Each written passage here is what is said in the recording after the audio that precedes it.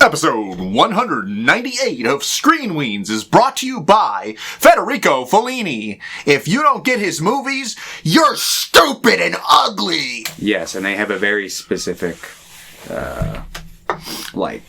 takeaway you're supposed to... Yeah. Every Fellini movie, there is a correct answer on what it's about. Yes. Every single one. Hey everybody, welcome back to Screen Weens. I'm London. I'm Thomas. We talk about movies. Yes. We are okay at it. Yes. Last episode, we did a deep dive on Charles Chaplin. Yeah. This episode, we're going to be talking about Italian's probably most famous director. Italy's most famous director, which is Federico Fellini. Probably. Maybe the most influential. Yeah, I was going to say maybe the most influential. I think the most popular might be someone like Leone, maybe. Maybe. I don't know. Maybe. I'd have to think on that. It's very funny, because, circles I run in online, obviously they've seen these movies. Mm-hmm. They know more about them than me. Yeah. And then I talk to anyone in my real life, and they're like, who the hell is Fellini? Yeah, no. I'm just like, what? I know. Who the hell is Fellini? I've never heard of that before. Is it delicious? But it's like one of those directors that you don't know how much he's influenced until you're watching it, and then you're reading Wikipedia articles and different articles about this. I'm like, what do you mean this started there? Yeah. Pretty big example in this is in La Dolce Vita. Mm-hmm. There's a character named Paparazzo. Yes. And that is where the name paparazzi came from. Oh, really? Yeah, and I'm like, what do you mean it's a word that's only existed for 65 years? Damn. Or whatever? I'm like, that's crazy. That one went completely over my head. Wow. I wouldn't have known. I'm like, I was like, Paparazzo, like paparazzi? And then I read it, like, yeah. What?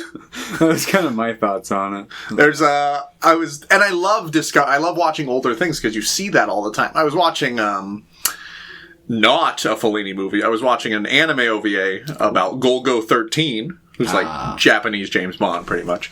But the director, I was like, I wonder what this guy's done.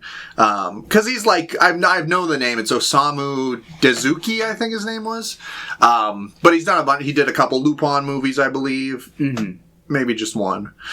He did the original Golgo OVA. He did that one. And he's directed a bunch of series. And in the movie, they keep doing the thing where it's like a freeze frame, but it's like a chalk outline instead. Mm-hmm. Instead of that, it's like a black background and it's chalk they're drawn in. It's like, I wonder where he got that from. And they're like, he invented it. I'm like, okay, jeez. I didn't know his game. Damn. That's sick. Yeah. But, yeah, we're going to be talking about 5 of Fellini's movies. Yes. Mostly his earlier stuff. He was working up until, I think his last movie was in 90, and he died in 93. Yeah. But the latest one we're watching is from 73. Mm-hmm. And I think it's actually a pretty good stopping place, a pretty good cap, because it's semi-autobiographical. It's kind of about his life. Yeah. In the same way that, The Fabelmans is about Spielberg's life. Yeah. Fictionalized and satirical, but... Yeah. But yeah, before that, anything of note you've been doing lately? Outside of the work stuff, really all I have been watching the last month. Okay, everybody, let's all guess.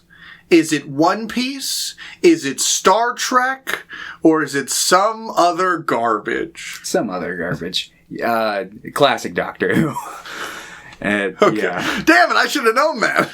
Yeah. That's I feel like every time we talk, it's like, yeah, I started watching Trek again, or I started watching Who again. Yeah. I mean, that's fair. I rotate through my annual cycle of sci-fi series, but this time, because I got through the end of the third Doctor's run, and I started Baker's run, and I was like, I'm going to get halfway through Baker's run, and I'm not going to watch it for a year, and it's going to take me another fucking 10, because it took me 10, back when I first started Hartnell's run was almost shortly after I graduated high school.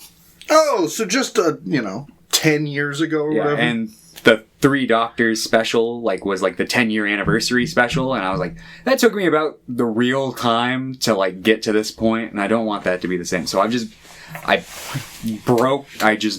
went all the way through Baker's Run. It's gone. I devoured it all up, and Did now you like it? Yes.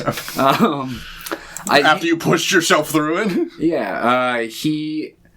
He is not my favorite Doctor, although his era might be my favorite era. Yeah, Tom Baker, the scarf guy. The scarf guy, okay. Yeah. He's the most drippy of the Doctors. Maybe. He's definitely got the most distinct... He is like the Doctor. I think that's the thing I don't really like about New Who. They make him too cool looking. Even Matt Smith, who's like, look, I got a little fez and a little boat. Yeah.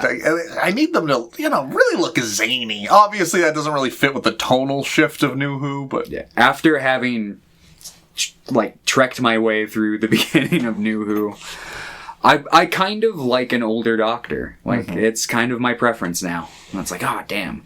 And I don't think we're going to get very many of those going forward.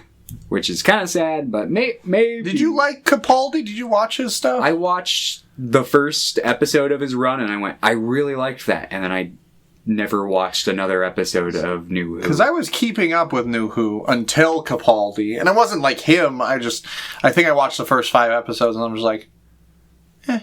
Yeah. It was, I liked it fine, but I also felt like it was kind of... diminishing returns for me. Like, Eccleston was my favorite, and then I liked Tennant, and then I like Smith, but... It was just Moffat, because Moffat was still the showrunner at that point, and I think he was just kind of spinning in circles. And to my understanding, based off general hearsay from what I hear, it hasn't really hit a stride fully again since, which is kind of sad. But Doctor Who's like a comic book. It has its ups, its downs, great eras, bad eras, legendary eras. Mm-hmm. I'm hoping another legendary era will come down the pipelines, but there's a Christmas special at the end of this year, so I'm trying to just get all the way caught up, and by that point. So we shall see. I doubt it. I believe in you. I'm probably gonna burn out once I finish Classic Who. I believe in you. But I'm halfway through the 2 TVs watching Classic and New at the same time. That's how you do it. One for each eye. That's why we have 2 eyes. That's true. It's true. And so it's also why we have 2 halves of the brain. That's true. So they can each process. Left brain for Tom Baker. Yes. And right brain for David Tennant. Yeah. Yes. But anyway, that's pretty... That, and I think the only new movies I've seen is... I saw the new 28 Days Later, or Years Later. I really liked that movie. Yes, and I really hope... we get that third one. Yeah. I heard it was greenlit, and now I hear it's up in the air. Yeah, so it's like, I will personally raise the money. Yeah, and it's like, I hate that there was a hate mob for these movies. Yeah. Because I genuinely don't get it when I asked people to I just posted in a Facebook comment, I'm like, why does everyone hate this fucking movie? I'm genuinely curious, and all the reasons I got back were pure fucking dog shit. Yeah, I'm really surprised. I kind of understand. I like 28 Years Later an incredible amount. I think that movie's incredible. Yes. But I at least understand it is a weirder movie. Well, I think if you go into it expecting a fast-paced action horror movie, kind of like the first 2 were, I can understand why you would maybe walk. But if you're open-minded enough to accept it as more of a sci-fi piece than an explicit horror piece that's more of a genre blender, it's fucking phenomenal. Oh, and then it makes it even more confusing to me for the Bone Temple that people don't like some of that, because I'm like, I feel like that has some of the best bits of the original. It has a good tone for kind of all of them. Yeah, the thing that the people who really confuse me are the people who walked away and went, all right, that first 28 Years Later was really bad, but I love the Bone Temple. Yeah, I'm like, what's going on? What? I'm sorry. Yeah, that just doesn't connect for me. I don't see the logic there, but oh well. Yeah, I was really, Nia DaCosta is a director that I want to enjoy, but I've seen 2, I think she's only made 3 movies. I haven't seen her original movie, but I thought the new Candyman was pretty rough. And I thought the Marvels was horrid. I have not seen the Marvels. I was very sadly disappointed by the Candyman or whatever the fuck it's called. But it feels like maybe that was studio interference, because she's like, yeah, they kind of just let me do whatever I want with this movie. Like, I had the script, but like it feels, and it's like, this is a really well-directed movie. So I'm like, maybe I should watch Little Woods, which I think is her other movie. So okay. But yeah, I love that movie, and I think it's maybe one of the most interesting explorations of zombies that I've seen in decades, kind of thing. Yeah. Or the rage virus, or whatever you want to call it. Like, Samson is holy fuck. Yeah, that, and I thought it, like, I mean, obviously, with the world we live in, and it's like the rise of, like, fascism, and all those themes are very made apparent in the first one with, like, the poetry track done by, like, the dude who wrote the Jungle Book or whatever. But, like, the idea that, like, this disease is, like, this, like, form of psychosis that's just mass spread, and, like, in a time when and in a situation in the movie that just seems so hopeless, and where, like, spoiler alert. Yeah, spoilers for... Skip ahead, like, 30 seconds, but, like, they find, like, a route to a cure, and it's like, it might not get exposed to the world at large based off how that movie ends, but, like, it's kind of like a beautiful little just nugget of hope. Yeah. And it's like, it's beautiful. And it's like, look at this guy who's like, and it's like, yep, he's crazy in the first one. Like, people are saying he's crazy. And he's like, just a genuinely beautiful human. Taya told me, she's like, I think that guy is maybe one of my favorite characters in fiction. I'm like, wow. And I get it. Yeah, I think he's so good. I think Ralph Fiennes is just like, holy shit. Yeah. I kept, because he literally, it might just be because I've been watching so much Doctor Who, but I was like, this is literally just the Doctor if he got stranded from his TARDIS and got stuck. And then, the guy who plays Samson was just crazy. Literally, I felt like screaming in the theater when he just went, I don't have a ticket. I'm like, I was like, that's the type of movie moment that gets your blood fucking pumping, your adrenaline going. It's like, this is why they make movies. And then nobody fucking saw it. I'm like, I'm like, it was a horror release in January. It should have made $1 trillion. Should have. But it was undermarketed. Yeah. People have said it came out too quickly, but I'm just like, I don't know. Maybe it's just because I watch so many movies, but the idea that they're like, yep, we're doing back to back to back, they'll all be out in a year and a half. I'm like, that's fucking sick. I can see it, because I don't know. I think the marketing of it, with it coming out like 6 months after, I feel like they didn't do a great job at like marketing that fact. Mm-hmm. And also with like the third one having not been shot back to back with it, it kind of feels like almost like a Halloween situation with what happened with that. And the fact, I feel like just the years, days, weeks, and then just adding like the Bone Temple onto it, I feel like it's just created a lot of confusion with general audiences who haven't really been paying attention. Are like, oh yeah, because my parents were talking about this earlier, and my dad couldn't figure out if my mother had seen The Last 28 Years Later based off of the titles. And it's like, all right, there's 4 of them. There's the 2 28 years later movies and the 2 before that. Mm-hmm.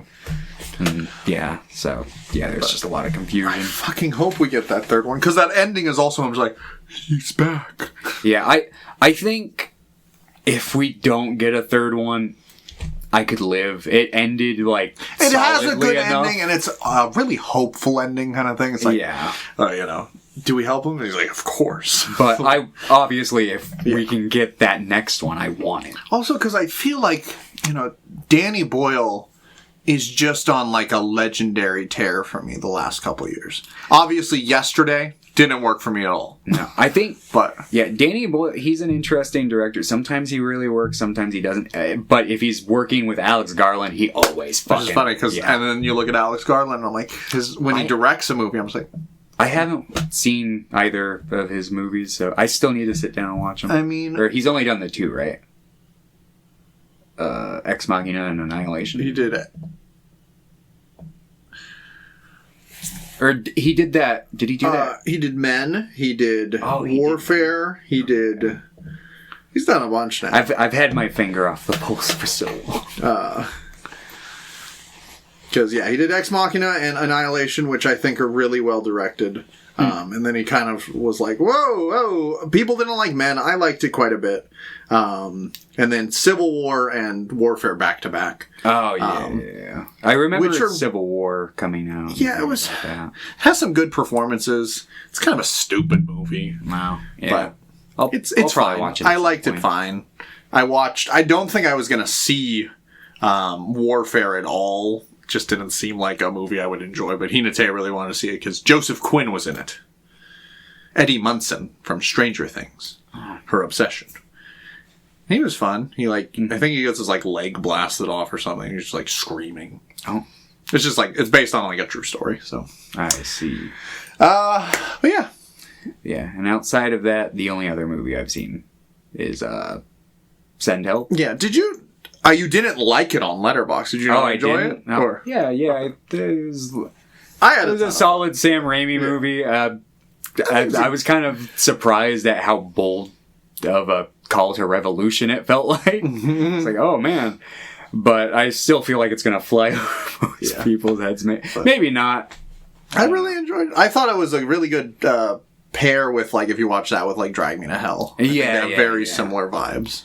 Yeah, I don't know. It's hard to tell because I haven't... I guess it wouldn't be hard to tell if I actually looked it up, but I keep seeing just Facebook slop posts of they're making this movie, and sometimes I feel like they're legit, and sometimes it's just pure AI slop. It's yeah. But I saw something saying where he was trying to do another sequel to one sequel to Drag Me to Hell, which is that would be interesting. It would have to be an Evil Dead 2 thing where it's just same concept, different characters or something. And I heard he's trying to get off the ground another Darkman movie. But God, I'd love that if that was true. Yeah, I don't know. I think it would be a reboot, obviously.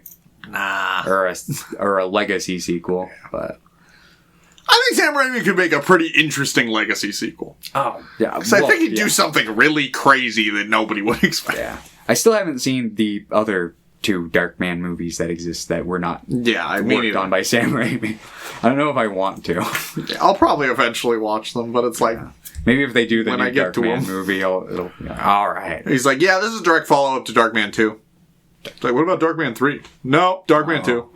Yeah. It's what do you mean? I didn't like 3. He's I like 2 a lot. Yeah. And that new Evil Dead movie is supposed to be coming out this year, right? Yeah, summer? Which I had forgotten that was happening. They haven't released a trailer or anything for it, right? And I think they're already were talking about how they are going into... Because I think there's another one after that. Oh, God, really? Yeah. I don't know. Which I liked Rise a lot. I liked Rise, and I'm cautiously optimistic about this next one. I'm sure it'll be fine, but Rise, the remake, and this next one, I feel are... I'm fearful that they'll start to just have that new splatter film formula and just keep doing it in new settings and kind of just... Because Evil Dead's not really they're trying to franchise it, and I don't know if they should franchise. Well, they kind of. He's by the way, we had a 3-season TV show or whatever. I know. And, well, it's but what are we doing now? Because now it does feel so different from the Ash stuff, and it's so weird because I loved Rise, but I kind of hate the remake. So it's just I'll be interested to see what happens with this The next remake one. has grown on me, and I've grown to kind of appreciate it, but it's obviously not on the level of the other ones. But I think it's just a decent splatter flick. Cool. Yeah. Sweet. What about you? I've been playing a lot of video games lately. Oh. Yeah. Getting back into that. Playing old Xbox games. I got an original Xbox. Oh, that's nice. So I'm playing that in 360 and gonna go back and start making Bingleton Bash videos again. Yeah. I've been watching a lot of American Pickers. Oh, nice. I think that for that reality style show about Americana being sold, it's the same thing as American Restoration or Pawn Stars or Storage Wars. It's the same kind of shtick. But I just find the 2 leads in American Pickers genuinely way more just fun to watch. I think it's they care a lot about the stories of the people being told, at least from like season 5 and onward. And it's just like, I watched a lot of it growing up, and it's just, I think it's just a fun watch. And it's also interesting seeing what people collect and what they hold value in. It's like, yep, I collect oil cans. And I'm like, rock on, brother. Yeah. Someone's got to do it. I'm like, I don't think that's any different from collecting comic books that I read once and then put away. True.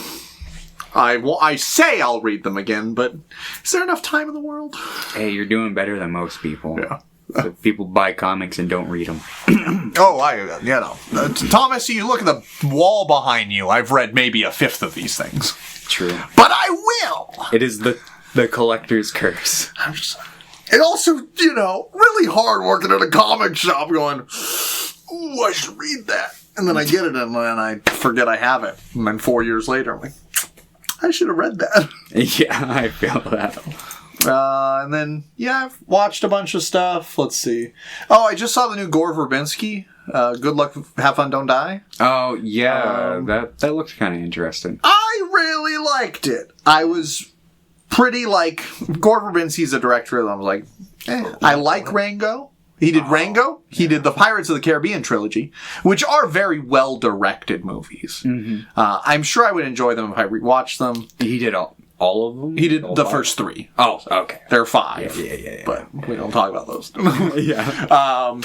3 is so interesting because whenever I think about 3, I get kind of sad for the movie theater business. Because, I remember my brother was working in a movie theater when At World's End was in theaters. It was in theaters for 3.5 months.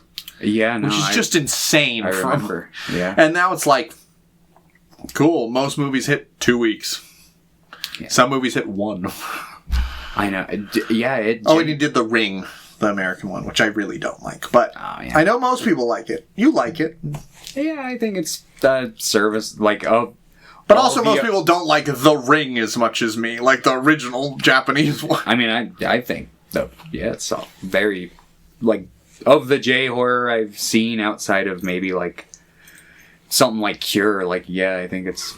God, Cure's good. I need to, honestly, for someone who's horror specific, I haven't watched as much J-horror as I probably should have, so. It's never too late, I'm not dead yet. Let's see, let's just real quick go through anything else I want to make note of. Regal's still doing the thing where they're re-releasing a movie every day, which I think is just incredible for, theater. No one's going to them, which makes me fucking pissed. Oh, but man. I rewatched Titanic. That was incredible. Oh, I watched Godfather 2 for the first time. Oh. Because I saw Godfather 1, 5 months ago in theaters for the first time. I see. I really enjoyed it. Have you seen them? I can't. A long time ago. I've only rewatched the first one within recent years. I think the first one's tremendous. I think the second one's quite good. I really, really enjoyed it, but I don't really see why people prefer that one to the first. I think the first is a better movie. Yeah. I think the second one kind of needs to be longer. Because it's jumping in between two, storylines, and I kind of wish there was 20 more minutes attached to both. I could see. But I'm also insane, so. Let's see. Rewatch Sinners in theaters. I still need to watch that. It's good. But, yeah, nothing crazy. Oh! Beginning of the year, the second day of the year, Spider-Man 1 in theaters. Oh. That was awesome. Nice. Because, maybe I saw it when I was a kid, but I was 5, I remember seeing it. And I don't really remember things when I'm that young, so. I went to the theater a lot, so I remember a lot of my early theater experiences. I remember seeing Shark Boy and Lava Girl. I think one of my earliest theater memories is running out of the theater crying from The Grinch. From Shark Boy and Lava Girl. Because he was so ugly? Yeah, then the mailroom scene when he gets close into the camera, he's like, you've told me that. My parents were like, what the fuck? You watch horror movies, dude. Why are you freaking out? Well, that's so funny, because there's been a couple movies lately that I'm there have been dramas, but I'm just why is this scene kind of scary? Yeah. But, yeah. So far, pretty good start to the year for movies. I've enjoyed it. Wuthering Heights, I watched that. Oh, yeah. Holy fuck. Horrible. Yeah, I'm sure. I didn't like Andrea Arnold's adaptation either, but at least that feels like a fucking movie. Yeah. Yeah. Yeah. There's a... But now I'm like, I really got to read this book. It seems like one I'd like, but... Yeah, no, I've read a little bit of the book. I haven't read the full thing, but it's really good, the portion I've read. So maybe one of these read weeks. Yeah.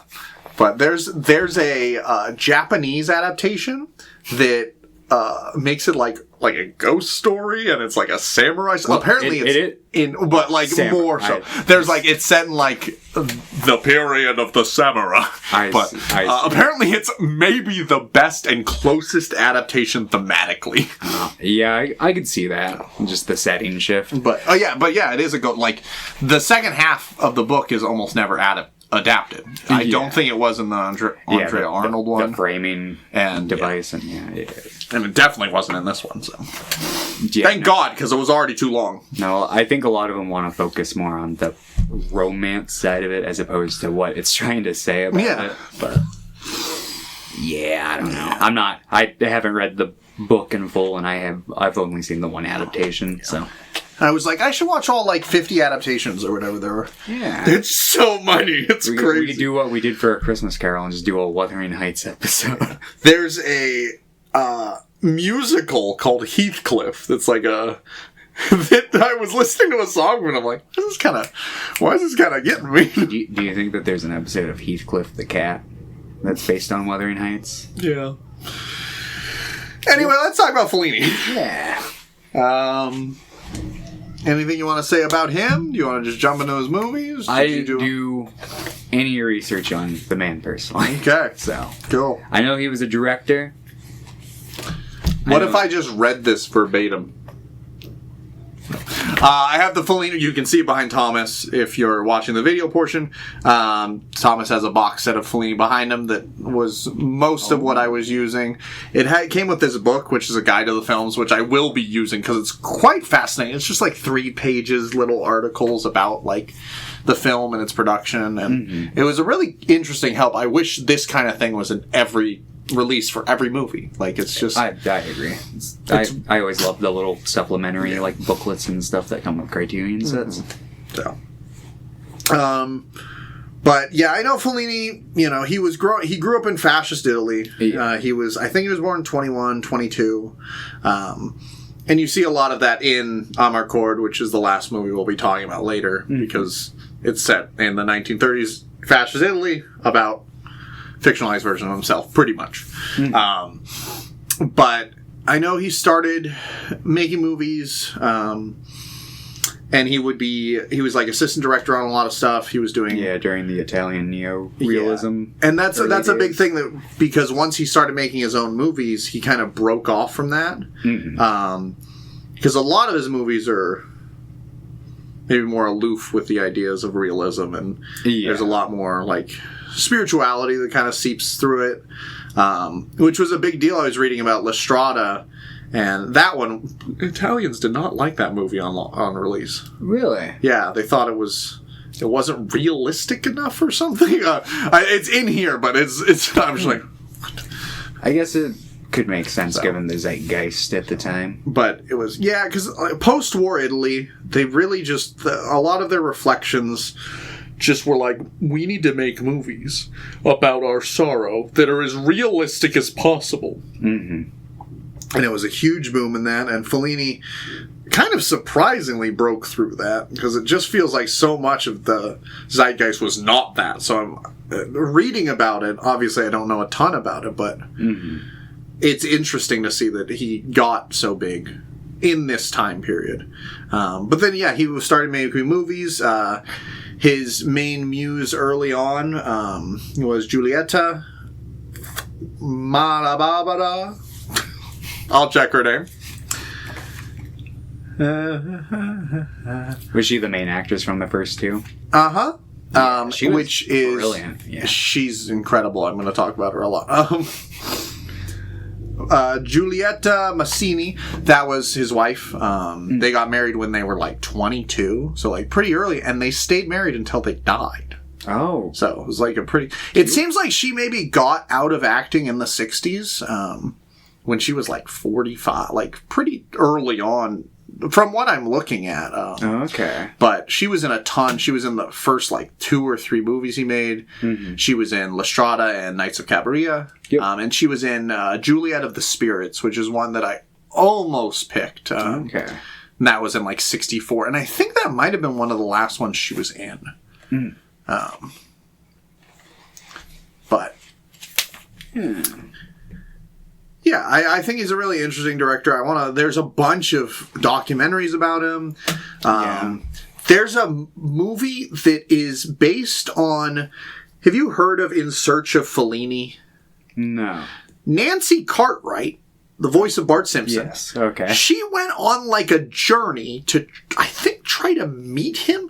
I think she was trying to do an adaptation of one of his movies for like the stage or something. So she wanted to meet him. So like she like went to Rome. She like journeyed around, and then there's a movie based on that. I'm like, what the hell is going on? But it's so weird. You look at, here's Bart Simpson, Nancy Cartwright, super influenced by Fellini. It's like, see, the paws are everywhere, kind of thing. Mm-hmm. It's like you watch these movies, even if you don't like them. Like there are some of these that didn't quite work for me as much as I wanted them to. Yeah. But you can see their hands on everything. Like watching so many of these movies from the 60s and earlier, like Chaplin, you see that a lot. You see Chaplin in these movies. Yes.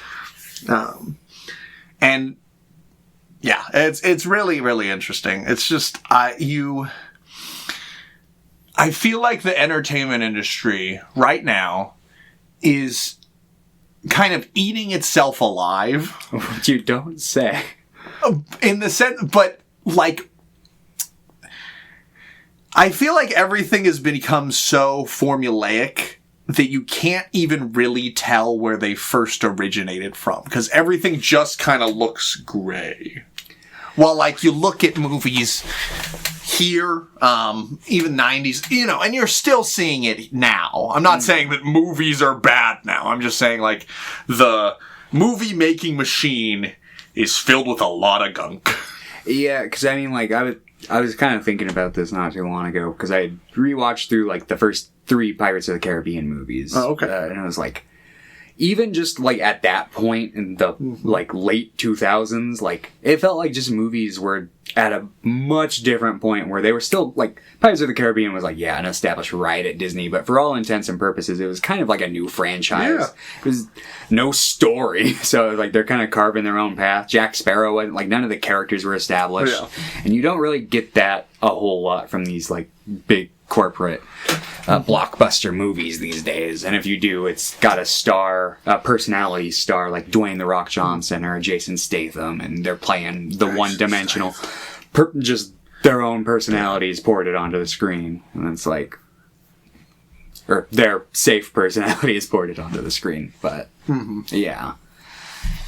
And there's a line in 8.5 where the dude's like going on about like the political philosophies, or like the film has no central conflict, no central philosophy, yada yada, and it's like no story, and it's going on, and I kind of like feel that in a sense, like, because it's just like, it's kind of, I feel like that we've come full circle back to like this point in time where we should, especially with like in the internet age, seeing more of these, like, because I feel like we've been in a very dour place with like movies and the culture and the zeitgeist, and for obvious reasons, society's kind of really bad right now, and crumbling. But it's really interesting because I was reading, and like, you watch Amarcord, and it's obvious he hates fascists. He hates Italian fascists at the very least. Yeah. But he like made a specific point. He didn't talk about politics a lot. And he kind of described his movies as not like pretty like political, but then you watch them, and I, couldn't disagree more. But that's the thing. We've talked about this many times, is like, people can get so much different things from these movies, especially this movie. But I think like, and there's a lot of bad art by good people and good art by bad people. Yes. And we kind of pick and choose what we believe and what we see in these. And is it, the responsibility of a director to be like, yes, this is exactly what I'm saying. And it's weird because I'm of two minds, because I'm like, we're in such a tumultuous time in like America, in the world currently. It's like, maybe it would be helpful if people were explicit with what they're saying, but also it makes people fucking stupid, Yeah. It's just, I don't know what we're gonna do in terms of that. Yeah, just because media literacy has like dwindled. They make that, which I think is a very compelling point, where they view like movies at that point where they have a line where it's like, this is like the bottom of the barrel when it comes to like, it has the least amount of like functionability. And there's like a line where I can't remember, I think it was an 8.5, but where they talk about like, you're making a point and it could educate millions of people or it could poison millions of people. And it's like, yeah, we've just lived in like almost like 100 years of like media and like just harmful. Or on the other hand, there have been like obviously the two sides of the coin, like more progressive shit through film, obviously, and I think that stuff ages a lot better personally, because it's like, I feel like you go through like all the greats and it's like there's like a voice that like this thread that you can just like kind of find through them, where it's like it feels like it's all interconnected in a positive way. But I don't know, kind of rambling here, but that's okay. That's what we do best. Yes, I do feel like some of our best episodes when we're just kind of rambling. There's a new Ben Affleck, Matt Damon movie out on Netflix called The Rip. It's like an action movie. But there was an interview with them where they were talking about like, they did a really cool thing where it's one of the first Netflix movies that was like, if this is in the top streaming, you have to give all the crew more money. Like they said you have to give the bonuses. I'm like, that's sick. Mm-hmm. And like, in general, those two have always been really good for workers' like rights and stuff. Yeah. I remember there's a famous video of like somebody interviewing Matt Damon and like the cameraman's the teacher was like, dude, don't you think they get paid too much money or something? Matt Damon's like, no, I fucking don't.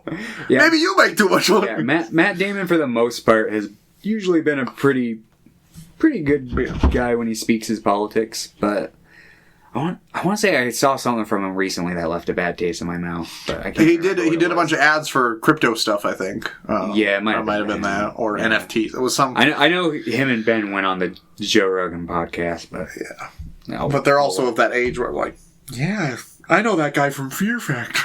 What are we fucking doing here? True, I guess. But that's not an excuse. I think Matt Damon probably he feels like he's politically got his finger on the pulse. I think he understands the ramifications of like Joe Rogan's podcast. That's fair. But Ben Affleck, I could see being like, that's the guy from Fear. I play Batman. I gotta call Kevin Smith and tell him about this. But what was I gonna say? Oh yeah, but The Rip, they were doing an interview and they were talking about how like Netflix, when you're making a Netflix movie, it's kind of dictated that like certain things have to be explained over and over again, or that within 5 minutes you have to have an action scene. The old 3 set piece model. But it's like hyper, individualized because they know that people aren't paying attention. That people are on their phone at home. That people are, it's like, what have we fucking done to us? And it's like, I have to, when I'm watching movies, I have to stop myself from going on my phone. I'm not saying technology bad, but technology kind of bad. Most of the time I just set it like just a few feet away from me, like, where it's not. And there was one of these movies that I was getting kind of bored. I went on my phone and I went, what am I doing? I'm like, this movie is not in English. What am I doing? I kept coming across two things. Either I was getting bored during particularly one or two of these, and that, or I was literally like falling asleep while watching it just because I was tired.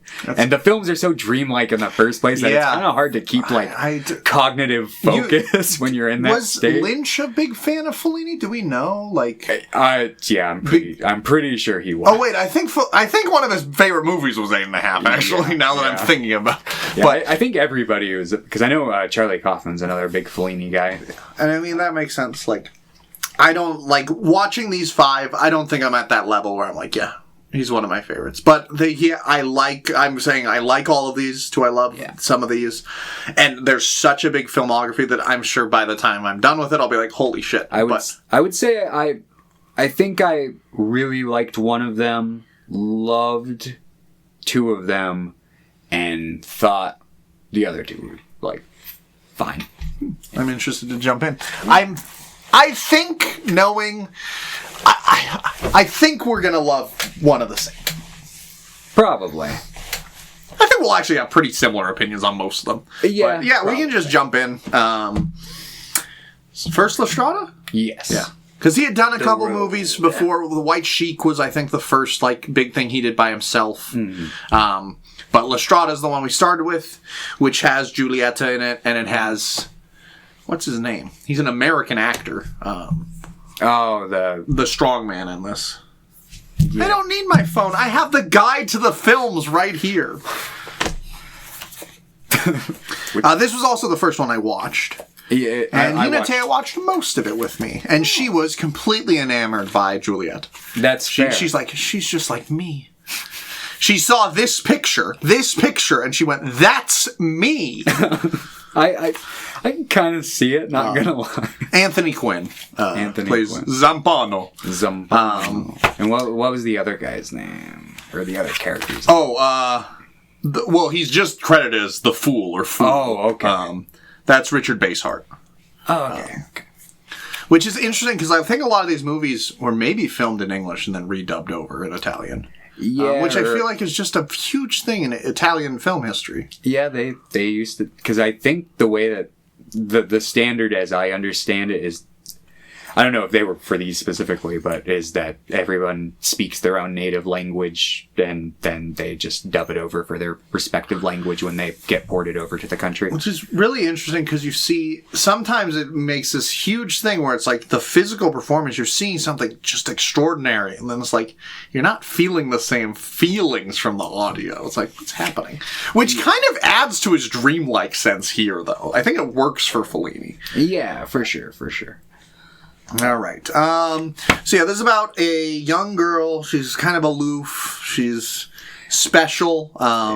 She's sold off by her mother, who is very poor, cannot take care of her kids. She's sold off to a circus strongman. Yeah, to the guy who had her sister Rosa. Yeah. The film begins with him coming back and basically being like, I bring bad news. Rosa's dead. And then he's like, all right, give me the younger sister that looks like her. And so, yeah, he ends up taking her, and they hit the road. And it seems like she's pretty excited, or at least a part of her is. I mean, yeah, she went from having nothing to, hey, at least I'm getting food kind of thing, it seems like. Yeah. But, yeah, quickly finds out this is not going to be fun. Yeah. Holy shit. Because I watched, the first 2 movies, back to back, and it felt like I was just a long series of cruel events happening to this poor woman. It's so weird, though, because I think the ending, thesis of this movie and Knights of Cabiria are complete opposites. Oh, yeah. But yeah, it's just kind of like he's an abusive dude that wants to use her for... like a showgirl. Yeah, showgirl. She's like a mime. She's a clown. She's whatever he needs just to make money as a traveling companion. And she's just kind of abused over and over again. But then when she thinks about leaving, she thinks that she's useless and a waste of space. And it's just like, no! Yeah. And she decides not to leave over and over again. Mm-hmm. And it's really sad. This is the saddest by far, I think. Yeah, for sure. Yeah. And it's like, yeah, it's extra sad because it's just like, then she kind of latches on to this other guy, the Fool. And he's kind of equally as shitty to her, just in a different way, at least on the surface. Yeah. I realize thematically he's kind of meant to represent, a piece of herself, is the way I've heard it. I did some reading on it, and it's like, I watched an interview with Martin Scorsese where he was talking about it, and he was saying that, like, the fool is, like, you know, that foolish side of herself, the clown that keeps coming out, and then, like, but he keeps, like, beating her down and, like, eventually, like, beats the fool to death within her, and it, like, that innocence and whatnot, like, won't come back, which is kind of like the ending of the film, so to speak, and it's just like, oh, man. Yeah. I don't know. But yeah, on the surface, he's like, yeah, like, you've got an ugly face. Like, if you're not going to stay with this guy, who will? Like, and just kind of like making her seem even more worthless than he is. And it's just like, man, this poor girl, because she's better than all these guys. Like, because when they do the crowds and stuff, like, they're there, like, and they're cheering for her clown act, not the guy, the stupid fucking chain breaking thing that he does repeatedly. Well, it's like, it's interesting because it feels like he's doing it. He's like, look at the chains I can break that I'm putting on of my own accord. Like, he's never in any actual danger. He's never trying to escape any actual thing, while she has, like, this invisible, real, very real chain to her. Yes. And every time she tries to break it, she, like, can't overcome it. Yeah. And she gets, like, develops, like, Stockholm syndrome for the guy and is trying to get him to marry her, but he's, you know, there's the line where he's like, he's one of those personalities that can't love, can only bark or whatever. Like, I forget the line verbatim, but you get the sentiment. And it's just like, yeah, can't show affection, so we'll just kind of verbally insult and push away those he loves. And it's just like, it's an interesting concept for a character, and Scorsese was saying, like, just that dynamic between that type of a character and the fool is, like, present in, like, all of his movies. It's just like, I can see. But, yeah. Yeah, this one was very, very sad. Yeah. I like that trombone song, or the trumpet song, or whatever. Yeah. Well, it's really interesting, because she like, obviously she barely says anything in this. She's acting as if she's a silent film actress, which I think makes it work so much better, too. Yeah. And it feels like something like Chaplin-esque. Even the way she walks as, like, her clown and mime routine. But she makes the saddest face I've ever seen. Yeah. And if anyone else did it, I would think they looked stupid. Like, she's literally like... But when she does it, I'm like, no! Yeah. I feel like crying every time she does it. I'm like, what the fuck? Yeah. But, yeah, eventually, like... the fool keeps playing pranks on Zampano. And then Zampano, they both get kicked out of this, like, traveling circus, which was gonna be, like, a sweet deal for them. So then when Zampano finds him later, he, like, gets into a fist fight with him. Yeah, and then smacking his head against the car after he hits him in the face. Yeah, and then the guy dies of, like, a brain hemorrhage. Yeah, blood's coming out his ears. And then, his watch step broke. Yeah, and then Giulietta's character just kind of freezes and loses kind of that one... The foolish hopefulness is gone. Yeah. And she just kind of sits there. And then in the night, Zampano runs away because he knows that she won't be able to make him money anymore. Yeah. There's probably a little bit of guilt there too, but at the core, stress. It's probably, you know. Yeah, just I don't know what to do with, because he keeps trying to amend it and it's not taking, so he's just cuts it clean off, and it's just like, and then the ending reveal is he is like walking on. This is like years later. Yeah, years later, and walking through the same area, I think, and because he circles around. Yeah, it's like an old town that he used to be at. And here's a woman humming the song that he was very familiar with through her and probably through the guy before, because it was the Fool's Trumpet song. And he's like, where did you hear that song? And basically learns the story of what happened to her after, where she basically just kind of wandered around and kind of died a meek, sad death. It had a little bittersweetness to it with the fact that she kind of like at least found some nice people to kind of die with. But she's dead. But she wandered out on the beach and died there, and then it ends with him at the beach, like, crying or staring. I can't remember exactly. He goes out, and I think he's got the trumpet. Maybe. Yeah, ends up crying, and it's kind of just like an emotional. Yeah. Hinatea, because she fell asleep, and she's like, I'm glad I didn't watch the end of that. I'm like, yeah, me too. You would have not been okay. Yeah. But yeah, I really enjoyed this movie. I think that she's tremendous in this. Yeah.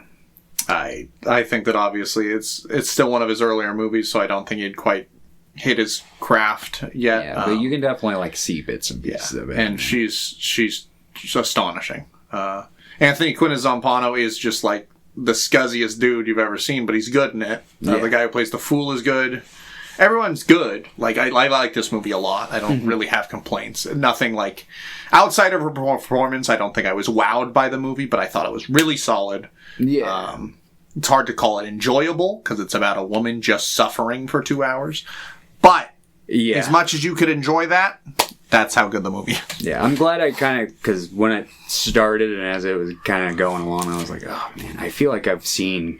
this movie 1,000 fucking times. Like, just the fucking unconfident woman who goes with, like, the fucking shitty guy. Like, very, Barbara Loden coded. Sure. Although she's much more in the realism focus of it. But yeah. I ended up really liking the movie by the end of it. Not my favorite of the bunch, but really good. Really good. Very sad. Yeah. Probably won't rewatch it a whole lot, but maybe. Yeah, I mean, I do want to show people just how tremendous she was. Like, true, wow. True. She's great in the next one, though, which is a little less sad. A little less sad. Yeah. But yeah, I'd probably give this movie like an 8. I really... Yeah, I'm right there with you. Cool. Yeah. But yeah, Knights of Cabiria, which is the one that he and Zay watched with me through the whole thing. Oh, nice. Yeah. It's hard, you know. Her attention span's not great. And it's a black and white Italian movie. I'm proud of her. Yeah, me too. Yeah. She watched some of 8.5 with me too. I can see I'm okay. Yeah, I could see that being the reaction. The character probably wouldn't draw her in for that one. Yeah, but yeah, this one though. Yeah. So. The movie starts with a woman going with her boyfriend by the river. And then him grabbing her purse and throwing her in, or pushing her into the river, knowing that she can't swim. Yeah. She's close to drowning, but a little boy who's like hanging out in a bush sees her and calls for help. And she survives. Mm-hmm. And she wanders home looking for her boyfriend, finding out that he disappeared with all her money. And that he had tried to kill her just for... It's like 20,000 lira. Something like that. I don't know how much that is. It doesn't sound like a lot. Yeah. Especially considering eggs are 50 lira in one of the movies. It's probably like $2,000. Maybe, yeah. Something like that. And then it's just kind of like, almost like an episodic thing. She's journeying through. She's a sex worker, which we don't necessarily know at the beginning, but becomes abundantly clear later. And it's just kind of a woman trying to find happiness in a cruel, dark world. Yeah. And she sees like moments of that, and then it's dragged away from her over and over again. Mm-hmm. There's a man that arrives with a beautiful woman, and he's obviously the super rich dude, and they get in a big argument, and she storms off, and he's like, hey, get in the car. Yeah, I think he's like an actor. He's an actor. Yeah. There's a lot of actor characters in these movies. Yes. Or directors or creatives. Yeah. Especially as he became more meta as he went along. Yeah. Speaking of meta, I didn't know this. I just, from reading this, in The White Sheik, that like previous movie he made before these two, Giulietta just has kind of a cameo, like it's a small part, but she plays this character. She plays Cabiria. She plays a sex worker. And then it was expanded on in this movie. Oh, I see. Okay. Interesting. So I'm like, I wish I'd watched that one. But yeah, I just read that, so obviously I'm okay. Yeah, but clearly we didn't need it. So, yeah. But yeah, they get into a big argument. He takes her home. And it feels like, oh my God, she's maybe meeting somebody she's like, I love your movies. She seems really happy. And then the other woman arrives back. Do you know that actress's name, by the way? No. Dorian Gray. Really? I was watching, we started choice. watching this, I'm like, you say, is that person's name Dorian Gray? The character or the actress? The actress's name was Dorian Gray. Given the time period, do you think she was... Yeah, she maybe, would've or maybe it was a stage name, too. Like, I was going to say, yeah, she would have. she's hot. She's a beautiful woman. There's a lot of beautiful women in this. I think her neighbor, the big Italian woman, incredibly beautiful. The Wanda? Yeah. Oh, yeah. Beautiful lady. Huge. But The lady that he, in the next 2 movies, I think she plays his wife in 8.5. Her. Mm-hmm. Oh my gosh. Yeah, she's absolutely... I mean, there's a fucking... a buffet of beautiful women in these movies. Like, it's kind What's of also ridiculous. interesting is it really feels like he's like, I love every type of woman. He really is like a womanizer. Yeah, sure. But at least he's like, at least he's, you know. But I bring them all in. I kind of had He the loves thought where big it's like, women. I wonder if like a director needs to kind of be a cheating piece of shit, or at least some type of directors, because like to like really like know and empathize with like a character, you kind of gotta like learn to love a lot of different people on a lot of different levels. So I can see that being just a weird side effect. Like, I'm wondering what was with their marriage, because I'm like, he's married to the smallest woman I've ever seen. All of the women in his movies, he loves putting huge women with giant. I mean, given the time like, what's happening? It might have been, because I know it's like, we think of like Victorian era when we think of like plump women being like the... But it's also like Italian women. Yeah, but yeah, true. I don't know. Italian women are beautiful. I'm going to Italy. All women are beautiful. All women are beautiful. Anyway, we're going to stop talking about women's bodies so much. True. To be fair, I was being Fellini there. No. Yeah. I thought the lead of 8.5, and I thought he was pretty hot. Yeah, especially with like the. I think 8.5 and the end of La Dolce Vita when he has like the salt and pepper hair. I'm like, oh yeah. But most of the dudes in these movies look like Danny DeVito but taller. So it's like like a lot of just like kind of balding fat guys. So it's just. Yeah, maybe it just makes the Italian women look even more beautiful because they're next to fucking Harry and the Hendersons. Yeah, well, what's that fucking... Oh, there's that really awful term for, like, the ugly people that are stand around, like, medium good-looking people to make them look better. I can't think of what the term is, though. Don't know. Anyway, Knights of Cabiria. So, Dorian Gray's character gets back, and he's like, okay, go hide in the closet. I'll get rid of her. He does not. Yeah. He wakes her up in the morning. At least it was a big closet, and she went in with a plate of food. There's a dog. There was a dog, but it was cute. Yeah. But yeah, that's pretty rough. It's like, here's a little bit of light. Just kidding. And then, like, it just happens over and over again. And then the big thing that happens is she goes to, like a magic show or, like, a variety show. And there's a hypnotist on stage. Mm-hmm. And she goes up after being pretty much bombarded by people to go up. She does not want to go up. Yeah. And he does, like, a fun little hypnosis thing with all the dudes. And then he does it to her, and she's just like... It's just like the saddest thing I've ever seen. Yeah. She's like...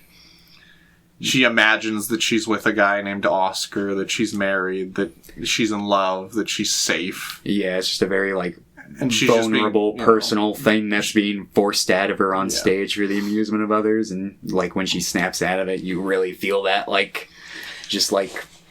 And her performance is so insane here because it just feels like, wow, this person's so genuinely at peace, and then she snaps to reality, and this sense of panic and urgency suddenly washes across her face. I'm like, ah! Yeah. Yeah. Oh, gosh. And then immediately she leaves, and a guy follows her and is like, hey, my name's Oscar. And he just kind of like gives her this big story of like, I didn't think I was going to come here. I showed up. You said my name. do you believe in fate kind of thing. Mm-hmm. And she's like, this is too weird, but she agrees to go on a date with him. She like barely goes on it. She like decides to leave, but he sees her, and they start dating, and it goes really well, and she's having the time of her life, and he pays for everything on like her last boyfriend. Yeah. Yeah, which is... and she's like, he doesn't want to know about what I do. He just wants me to be safe and just wants me to be loved. And it's like, wow, she's finally found the person for her. And he asks her to marry him. And she's like, yes, of course. And then she sells off her home. She sells off all her belongings. Yeah. And, obviously as an audience, we see what's coming. We're looking at it and we're like, no. I mean, obviously I knew the movie was going to have another turn. I was waiting for the other shoe to drop, but I was like, I wasn't quite sure where it was going. I mean, obviously I knew it wasn't going to work out, and he was probably going to like hurt her in some way. But like, the second when she was like, I'm selling the house, and I was like, oh God, she mentioned she's a homeowner on stage. No! And it all like connected. It's like, oh God. And he realizes that you as an audience member have made that connection, like when they like go for their dinner scene, because there's just this like quiet tension where he's like, you can tell he feels bad about what he's about to do. And so she has 100 times the amount of money that somebody tried to kill her for in the beginning of the movie. Yes. And he's like, let's go have a walk in the woods. And she's so enamored by him that she's like, yeah, of course. And they're in the woods, and they go to the end of this like cliff that leads over the ocean. She looks out, and she's so in love. She's looking out. She's like, so beautiful. Well, and she literally says, I almost just drowned not too long. Yeah, well, because like there's a scene because he's standing at the shore, and she kind of comes up and is like hesitant, but she does like take that conscious like, I'm gonna step up beside him because I love this guy, which makes it even more heartbreaking. The shot of him against the cliff looks insane, and then she's like, hey, what's wrong? And he like staring at her, and it cuts to his eyes, and that's an insane shot. And then she realizes what he's thinking, and she just starts like sobbing, and she's like, no. And then she throws the money at him, and she's like, just kill me. I don't want to be alive anymore. Mm-hmm. And even talking about it, I'm like, it makes me genuinely so unbelievably sad. Yeah, it's it's pretty brutal. It's a big emotional ending that I was not expecting. And he runs away. He doesn't want to kill her. He took the money. I would have. If I was that guy, not that I would be that guy, but if I was that guy, I would have changed my fucking mind and left the money. Yeah. I would have felt so bad. I would have just been like, nah, dude. Just takes the money. I just tried to kill it. Try to forget, and I'm gonna run away. Yeah, that's awful. And then she kind of lays there for a while. It seems like a couple hours. And then she eventually gets up and wanders out of the woods. And there's like a parade of these like young people who are singing and smiling and laughing that she wanders into. And she's kind of just stumbling. And she kind of starts to smile a little bit as these people that are genuinely like having fun and living life and, realizing what good life can have. She's, at least thinking about that. And she has, like, one tear, and it's, like, a black tear. It's, like, a really interesting effect. They're just, like, giving her one single black tear. Yeah. And she, like, looks at the audience in complete silence. But she looks directly at the camera as if to say, I'm alive. Yeah. I'm okay. I'll be okay. Or maybe there's hope for me. Mm-hmm. And it's the same thing. There was one of the endings to one of the Chaplin movies we watched. I think it was about the blind girl. City Lights. Yeah. It's the same thing. It's just like, that's one of the greatest endings I've ever seen. Oh. I think this is... I, like, just kind of sat there when I finished this. I was just like... Yeah. Because it got me so emotionally sad, and then somehow gave me a little bit... I kind of think, like, oddly, like, while I don't feel the whole movie is on, like, the level of what I'm about to compare it to, I don't know. I got, like, similar feels in my, like, just movie heart when I was watching this as I did, like, with the ending of Memories of Murder. Like, just kind of like the full circle, Nate. I love when shit comes full circle like that with an ending. Like the whole movie in Memories of Murder, he's like, I can tell the truth just by looking at someone's eyes, and then at the end he's staring in the eyes and like, I can't fucking tell, and it's just like the bookend of the purse shit and how dramatic it was and just how emotional. It's just like chef's kiss.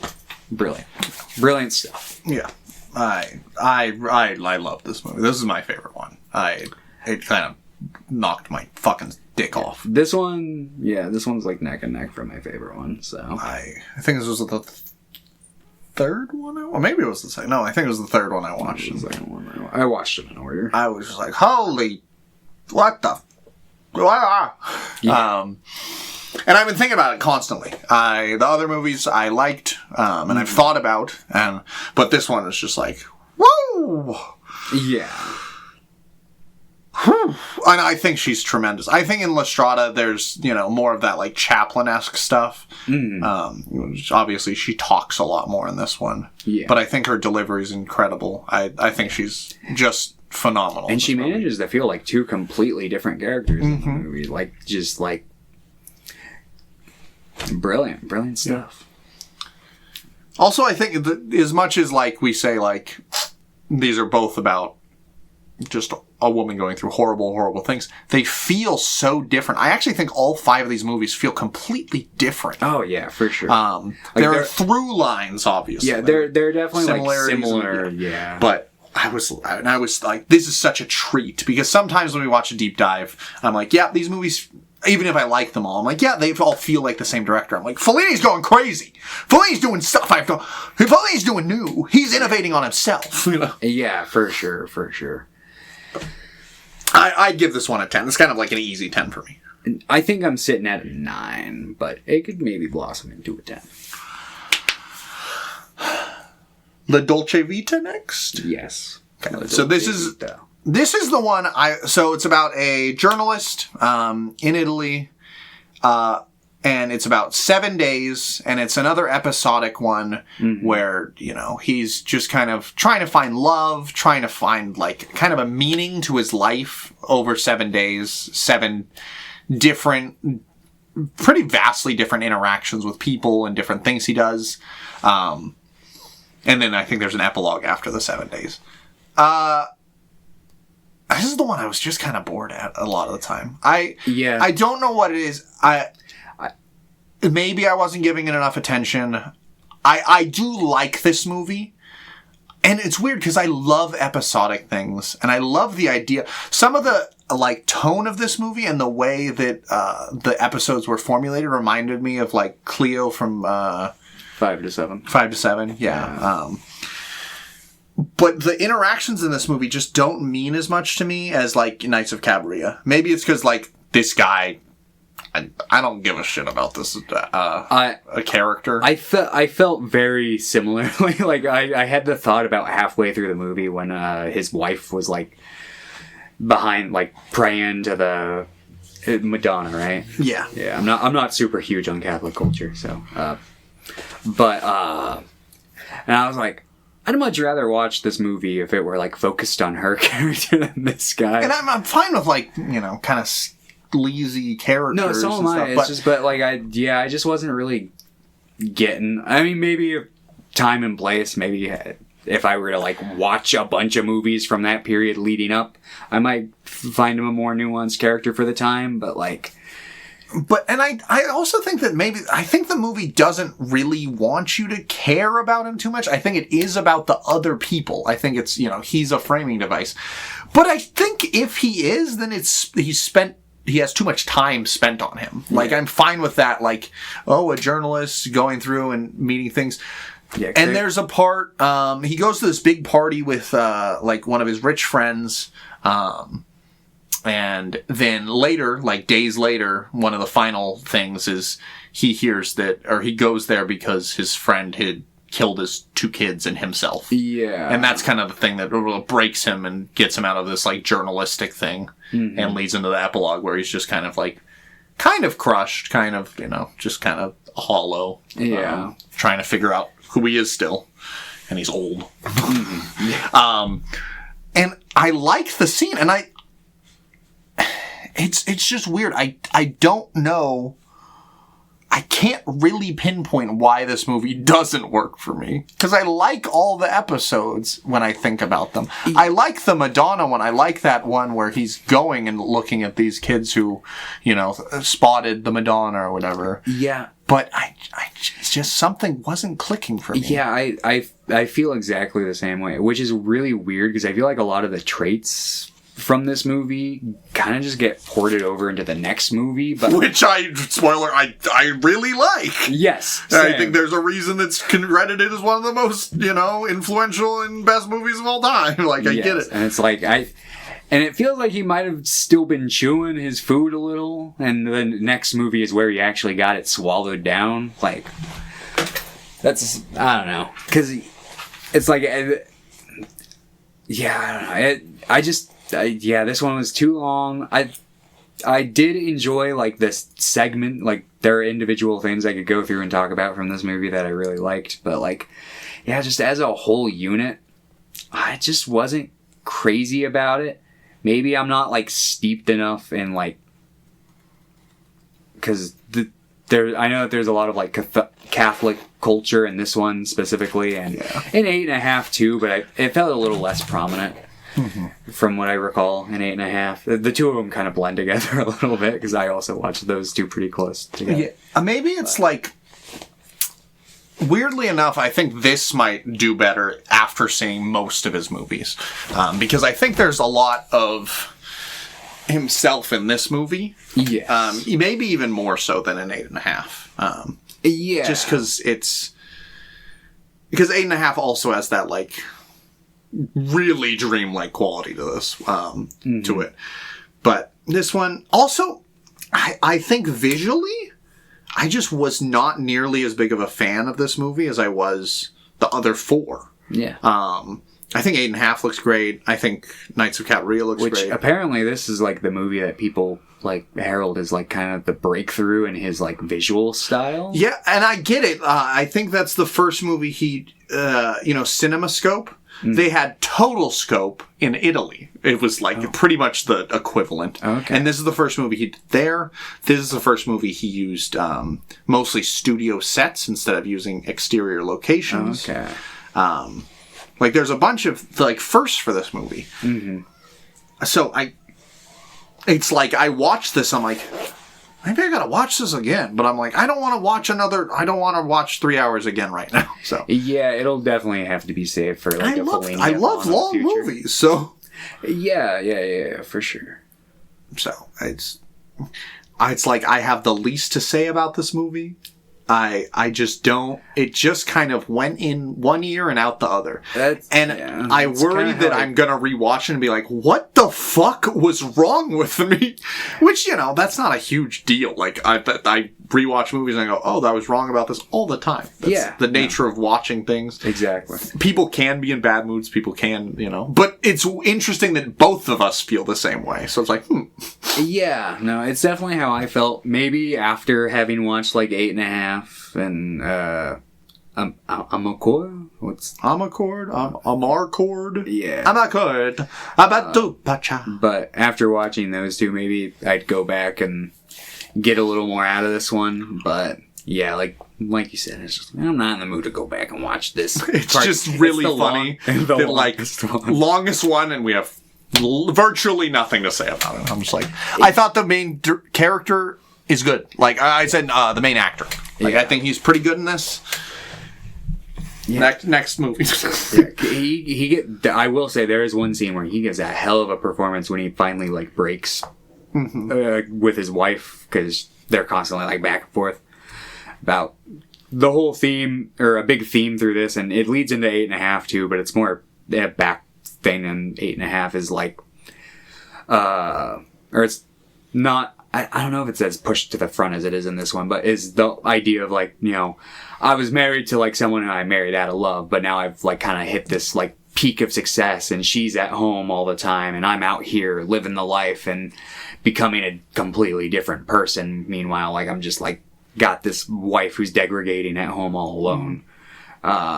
And there's a huge build up to that throughout the movie, and he finally like has a scene where he like breaks down in the car and his head is like shaking when he's like screaming at her. And I was like, oh my gosh. Very, very intense performance.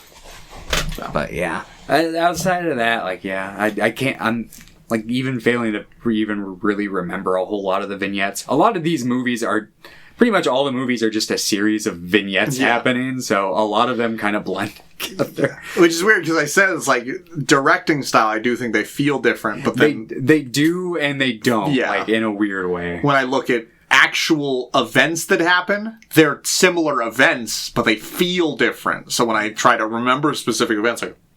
Yeah, but... Yeah, Personally, I would probably give this one like a 6. Yeah, I'm there too. Like I said, I do like it. Yeah. And I think it's well made. Mm-hmm. But it really feels like I'm missing something. Yeah, I feel the same way. Yeah. So, but... Screen Weens, you can skip this one. Go straight to 8.5. Let's go to 8.5. Which is a meta title.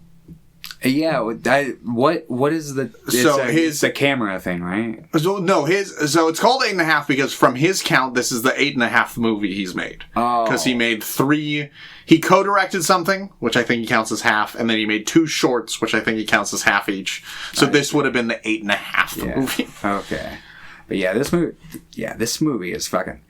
David Lynch, like looking over at the paper. Which, to be fair, I think David Lynch brings more to the table. It's not just a blatant copy of Fellini, but I think a lot of his style comes from Fellini. Having watched this, it's like... I remember watching, like, Sunset Boulevard for the first time and being like, oh, I see where David Lynch gets it. And, like, same with, like, when we watched Sunrise from Murnau and shit. Yeah. This one, it really takes the cake for the... Oh, yeah, David Lynch was eaten from here. Because it's about a director who's, he's struggling with this new idea for a new movie. And it's supposed to be like a big sci-fi thing, I think. Kind of. It's like never really brought up. But like all these dream sequences are also supposed to be the movie. I was reading about this. They're supposed to be scenes from the movie he's making. Yeah. But like because like I think the first scene, they then talk about making that scene later, like in a quick thing. It's like, so I really feel like in a good way, I would get even more out of this on a second watch too. Oh yeah. I think that this movie, probably the most out of all the movies we watched today, like, I think that this is a movie that would probably get better with each repeated watch, even when you get to like the upper hundreds of times watching it, just because it does seem like just such a dense, it's so movie. Rich, just like a David Lynch movie. Like I'd say the same about like his works as well, or at least most of them. And I wasn't bored in this one, but there were times where I felt like my eyes glazed over because I was so like, what the hell just happened? You're literally like mesmerized. Yeah. Like it's. But I think he's really perfected his, like, dreamlike quality here. Yeah, for sure. Right out the gate, like, because, like... Yeah, the first scene is just, like... This weird nightmare sequence with still images and, like, honking cars. It's almost like an apocalyptic scene. It's scary. Like, we were talking about scary. I was like, I'm scared of this scene. And then this guy's, like, he's suffocating in his car and he climbs out, but then he starts floating up and he's actually going to heaven, but then somebody has a rope around his leg and they're pulling him down and he fucking plummets to the ground. Yeah, which I don't know if that was specific, but it almost kind of reminds... I wonder if that's meant to be like the catching of an idea. Because I know like David Lynch talks... I know I'm going to talk a lot about David Lynch. I'm sorry. But he's my cinema daddy. What can I say? But my cinema daddy. R.I.P. But fucking what's it called? Because he has his book that's like catching the big idea, and he likens it to like fishing, I think. But like I could see like the trying to like rope up an idea and like it's like bring almost it down. Like the idea is stuck. Everyone's looking at you for this big idea. You finally get it out, and suddenly it's up in the air. It's gone, and it's like, oh fuck, we gotta get it down. Yeah. And then it plummets down, and suddenly the harsh reality, a dead corpse on the ground. Maybe this idea sucked. Yeah. And it's just like, oh man. But yeah, then the whole movie is just trying to get this movie made, trying to keep his marriage intact while also cheating on his wife.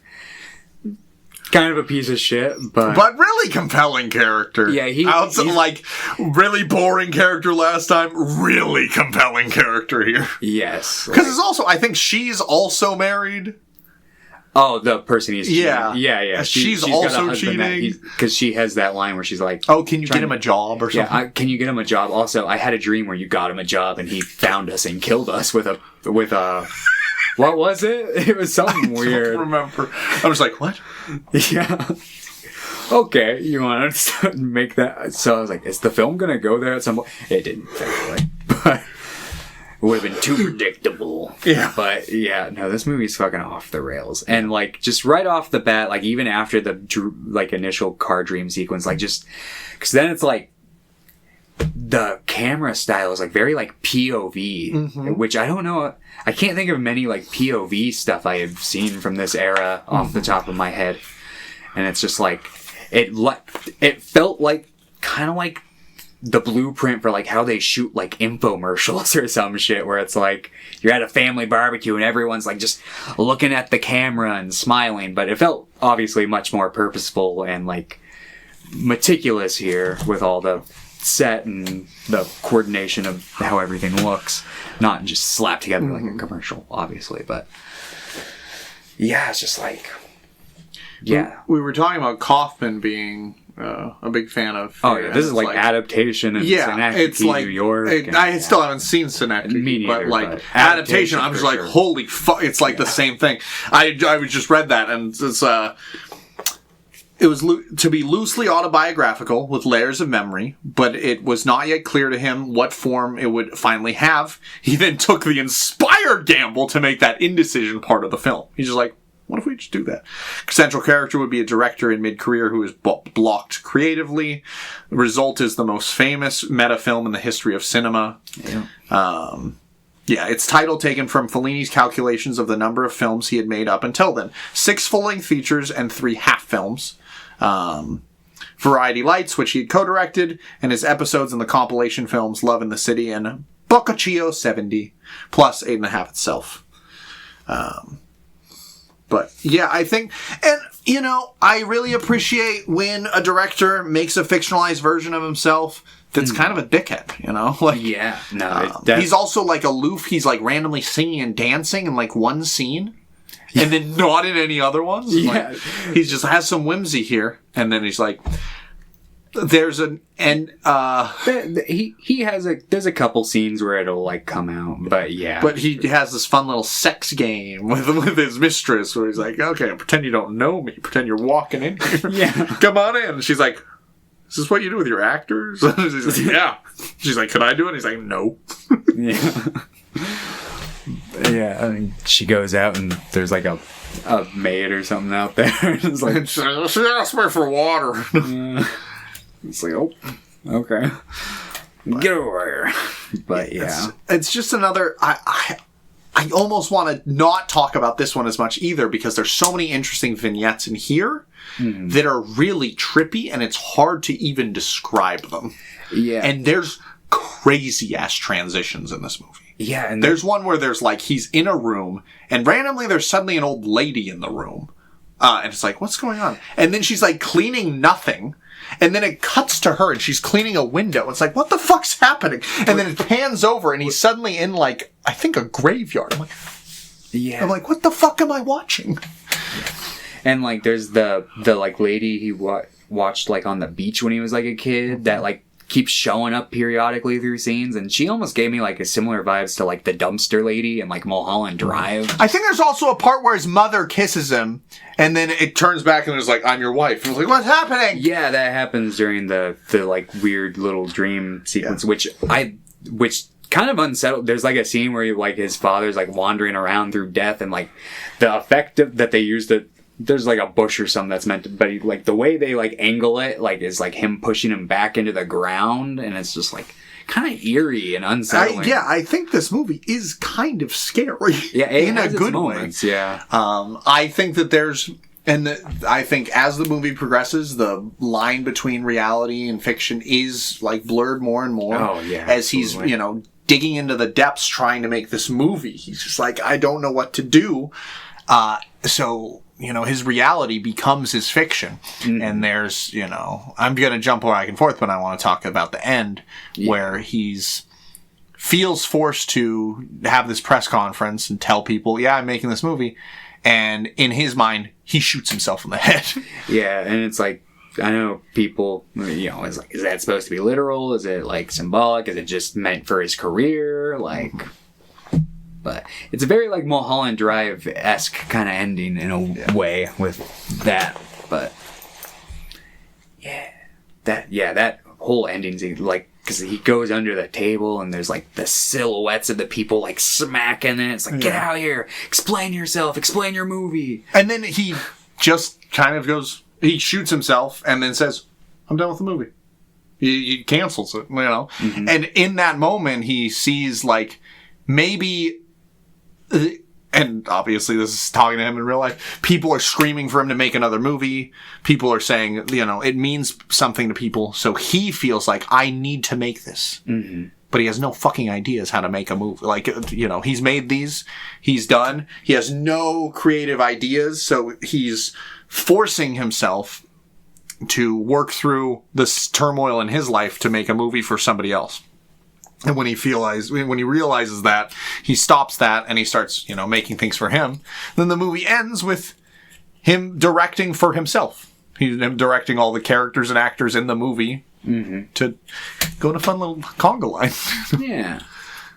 And it's just really interesting. You also have that weird fantasy he has with the like upstairs, the Leonardo DiCaprio level. Yeah. Yeah, that was a weird scene, but I understand like what it was going for, obviously, because that's the dynamic he views himself in with all of these women. Like, obviously, like, that's his end goal, because his wife's like, why are you, like, I know you're cheating on me. Like, it's no secret. You are acting like you're not. Like, you're just lying to my face.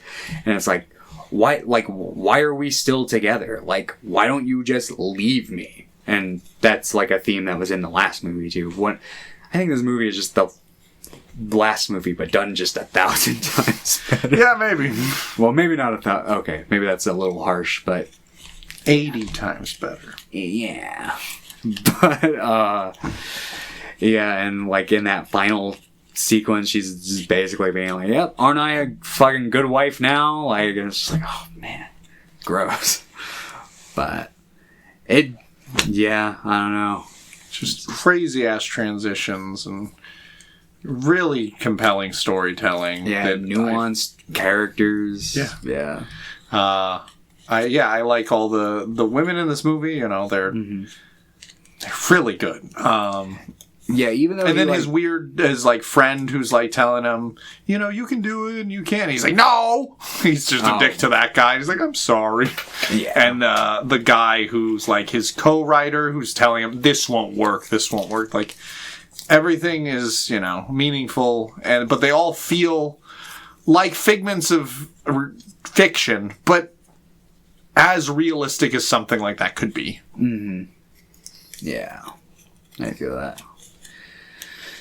It's hard to even think of this as a movie and not just a dream. I know he's often been described as like his movies being more akin to like a painting than a movie, and I don't think that's like just like a visual thing, but like if you like actually like look at like famous like art history pieces of painting, it's like a single image, but like you can look at like specific corners, like this bush in the background is going to be telling you like one specific like idea or story, while like maybe something in the other corner is going to be telling you something else, and they might be meant to compare and contrast and like create a bigger picture. And that's kind of how I feel like Fellini's movies work. They're just these small segments that are just him like putting stuff that speaks to him in his movies. Mm-hmm. All else be damned. And like they don't necessarily, he's like, fuck the structure, fuck the direct meaning, fuck all that. Like, it's art. It's kind of like his personal diary, his message to his people. Because like one of the big key parts of the ending is like him because it feels like almost like a personal message to his wife at this point, where it's like, look, I'm a piece of shit. It's kind of how it is, but like, you want to go on this ride with me, essentially, like, one more time around the globe. Yeah, like, they're obviously not verbatim, but that's like the sentiment, and it's just like, so it's just like an interest, like, I feel like I've seen lots of movies like that, but I feel like watching 8.5 really made it click in a way for me that like these type of movies really haven't before. Mm-hmm. I quite liked it. I loved it. Yeah. Yeah, me too. And it's one of those that you talk about more and you remember things like, I like those even more now. Yeah. That's why it's good to talk about movies. For sure. But yeah. Yeah, I'd give it a 10. Yeah, Sam. I think anything less would be just quite absurd. I do think Knights of Cabiria is probably my favorite of his, but I they're think completely different movies. As like a personal narrative, I like Knights of Cabiria. Yep. Yeah, more.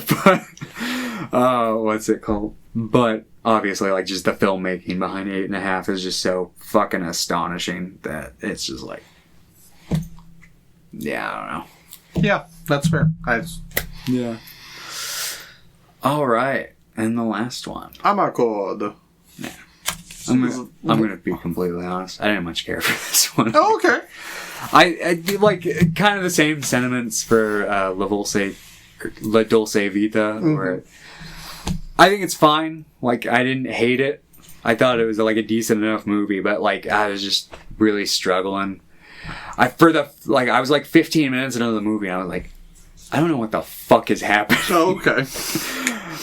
Like, I was just taken. It's like just 30-second snippets of like all these different characters through the town, and it's just like I felt like that had been going on for like 20 minutes, and I was like, what have I taken? Like, it's just one ear out the other for me on this one a lot.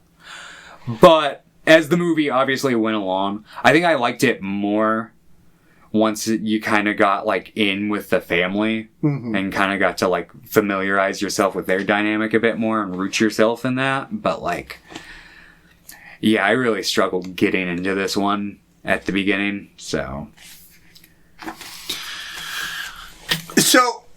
I was like walking in public.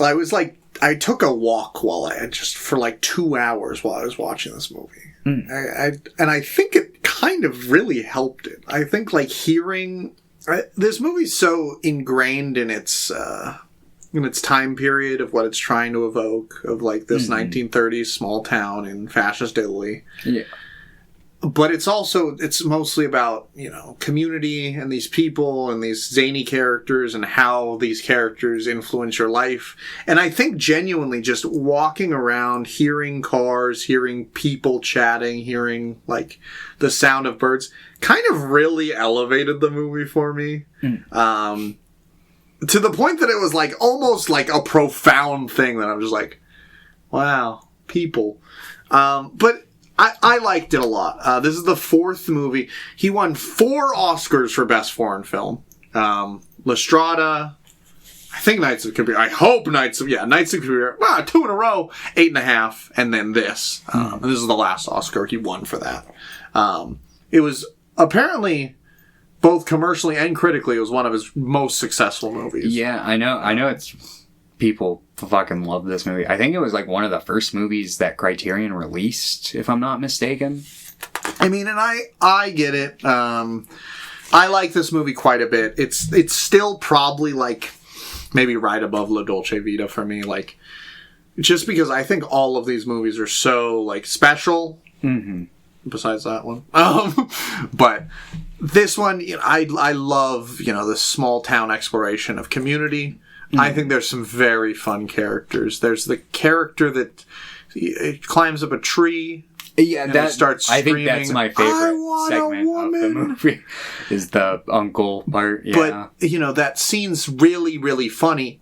And then it's really sad. Like, when he like just stays there, and then it feels, and then doctors come, and it's like, oh, this person that I was laughing at is mentally unwell. Yeah, well, I personally wasn't like laughing at any of the parts. I mean, the I Want a Woman is like me, but like outside of that, it was just like, I was mostly laughing at the bit where he kept throwing like apples at people's heads. oh, they were rocks. They were the rocks he had earlier. They were like, why do you have rocks? Yeah. And he's like, they look nice, and he's just fucking chugging them at. It's like, how many fucking rocks did he bring up there? Yeah, yeah. So there are definitely like funny things about the scene, but like, yeah, I was never like, yeah, that character's funny. But and there's, I really adore there's like a historian that's like narrating the movie. It's just like, and it's weird because when I think about this, it's the same thing. I don't remember a lot about this movie. Like a lot of vignettes in it. But it had such a warm feeling to me that I didn't think was captured in a lot of his other movies. Yeah, I've heard a lot of people describe this as like kind of the Fellini comfort movie, which I can see. Like, I definitely like feel the vibe of it, but like, yeah, it just didn't hit for me. That's fair. Like, there's a lot I really appreciate about this movie. I mean, obviously, anything that's like anti-fascist and will make mockery of fascists. Big fan, like, just on principle. I'm also a really big fan of the way this movie looks. Like, I was a little worried. I'm like, oh, this is the one color movie we're watching. Yeah. And so many of his black and white movies are like, whoa, this looks crazy. But I think the use of color is really good in this. Yeah, I wasn't like blown away by the use of color, but I thought it was definitely like good. Also, I love it when people smoke in a movie theater.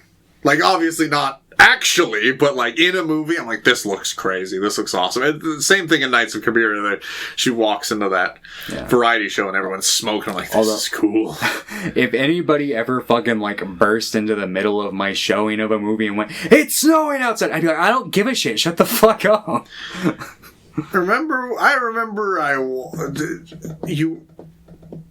Were you vaping in the middle of Teen Titans Go, the movie? Okay, if there's no one else in the theater... No, I just remember walking in one day, and I don't care. Yeah, you were alone, that's fine. I would bring my full-on dab rig into the theater and dab. I broke a bomb in the theater one day. Because I accidentally left it down on the floor, and I kicked it, and I was like, shit. To like run out in the middle of the movie and sweep it up. Bryce is like, what are you doing? I'm like, I broke my bomb, leave me alone. But... yeah. Anyway. Oh, what's it called? I forget what movie I was watching when I did that one. But yeah, I was definitely vaping during Teen Titans Go. Just because we had walked in like halfway through the movie. Yeah. So I was like, we're just here to kill time. But it's like another one that I don't have a ton to say about this movie because I understand the comfort level. I liked this movie a lot, and I think I watched this after La Strada and Nights of Cabiria, or I watched it right after La Strada, and it was just a really nice tonal shift. I watched it right after 8.5, so... Yeah, that's fair. I get that. Maybe I would feel different if I had watched it after that, but yeah. I saved 8.5 for the end, which I thought I probably should have done, but I mean, it was nearly an end, so... Yeah. I get it. So... I think the guy who plays Tita, the kind of main kid who's almost like a Fellini stand-in, I think he's pretty strong. But it also feels like these actors... I'm wondering if some of them were... because I know a lot of Italian directors would cast non-actors, but a lot of these townsfolk really feel like regular townsfolk, so I'd be interested to see if they were. But there's a certain rawness to a lot of the performances that I think leads me to enjoy the like tenderness of it a little more and makes it more of a comfort thing. So I understand you don't like it because you don't like being comforted. It's true. No. Even by the cigarette woman. I mean, yeah, I was going to say, there's lots of stuff I like in the movie. I like the titty sucking scene. I like the fucking, I thought the fucking jerk off scene was funny. Yeah. I was like, oh my, just the hard comedic timing there. Like, gee, what is, what is, like, who the fuck, like, I'm not like saying I've never heard of like fucking dudes like jerking off. But it's crazy to go into a car together. Yeah, it's like, what is this? That Workaholics episode? Yeah. But yeah, I just don't have a whole lot to say on this one either. That's fair. Like I said, I kind of feel the same I felt about like La Dolce Vita. That one. Like, I liked it enough. It wasn't bad. Like, I think it's a good movie. It's worth its merit, but just might have not been for me. Okay. That's okay. We'll forgive you. I'd probably give it a 7. I really enjoyed it. I'd probably give it a 6 or a 7. Yeah, I'm not quite sure where I'm at. 7. 6, 7. Okay, but yeah, I really enjoyed this look through Fellini. If I had, I said I was going to watch more. I didn't, just because life gets lifing. But I do want to watch probably all of those things in the box set. Yeah, fair. Yeah. Also, that box set's awesome. And this guide to the films is awesome. And there's a book of essays that I want to read, but a lot of the essays are like, let's talk about 8 different Fellini films. I'm like, well, let me watch it first. Yeah, that's usually my similar hang-up. But yeah. Thomas, what are we watching next time? So next time we will be doing a Martin Scorsese episode. And the movies we will be watching, let me pull up the list here. So we're going to be watching Who's Knocking at My Door from 1967. American Boy, A Profile of Stephen Prince from 1978. After Hours from 1985. How do I pronounce this? Kundun? Kundun, I believe. Yeah, from 1997. And Public Speaking from 2010. So sorry to all of you who wanted us to watch Goodfellas, Wolf of Wall Street, and any of that for the podcast. Maybe in the future, but I just... Thomas is just picking random shit. It kind of is more underground stuff that's like obscure, but still kind of popular, and is more obscure stuff. So... Sweet. Yeah. We'll do it. I'm excited. I've been watching a little more Scorsese lately. Yeah, I think I've still only seen like 6 or 7 of his movies. Because I feel like his typical like gangster formula stuff, obviously great, but like I don't think we'd have a whole lot to say about it. Like, be like, yeah, gangster movies. Ooh. I feel like we might be able to talk. Because these are a pretty wide variety of different types of films, so... Cool. I'm excited. Get to see a different side of the Martin Man. Yeah. The Martin Man. Cool. Well, thank you all for joining us for another episode of Screen Weens. We love you and cherish you, and tell your grandma that I miss her so much. Tell her to stop sleeping with the director. He's married. Yeah. All right, bye, everyone.